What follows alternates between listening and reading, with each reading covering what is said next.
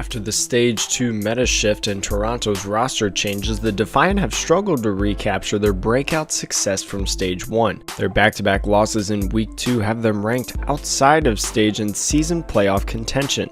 In Week 3, the Defiant faced off against a San Francisco Shock squad that has yet to lose a map in Stage 2. Kicking off in Lijiang Tower, Night Market opened up with the standard 3 tank and 3 support on both sides. San Francisco's ability to successfully hold and maneuver around the point outplayed the Defiant, who failed to gain any capture percentage. Dongjun Rascal Kim opened up Garden, knocking Sehyun Neko Park over the edge, opening up the point for the Shock. Despite several strong engagements from Toronto, San Francisco's ability to stall the point allowed for their eventual shutout victory on this map.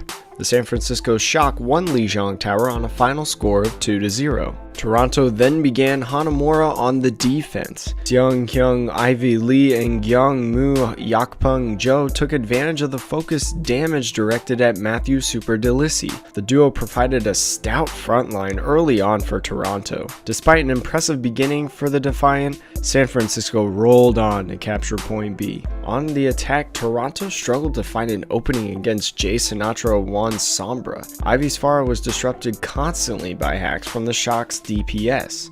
On Point B, things only got more difficult for Toronto. The impressive hold from San Francisco was capped by an earth shatter from Super. The San Francisco Shock won Hanamura on a final score of 2-1. When the series came around to Eichenwald, Toronto once again opened on the attack. With their backs against the wall, Toronto found success behind Neko's early elimination on Rascal. Without their Baptiste, the Shock would surrender the payload to the Defiant. That would be as far as the Defiant's attack would go. The Shock pinned Toronto in their spawn for the remainder of their attack, allowing for little progress on the payload. Jin IM37 Hong Zarya outplayed Sinatra's at Point A.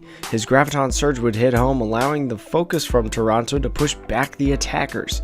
Unfortunately, it wouldn't be enough. Toronto would drop map 3 and subsequently lose their 4th straight series of the stage. The San Francisco Shock won Eichenwald on a final score of 2-1. Superior usage and generation of ultimates ultimately decided Gibraltar. Nothing the Defiant did was enough to halt the unstoppable San Francisco Shock.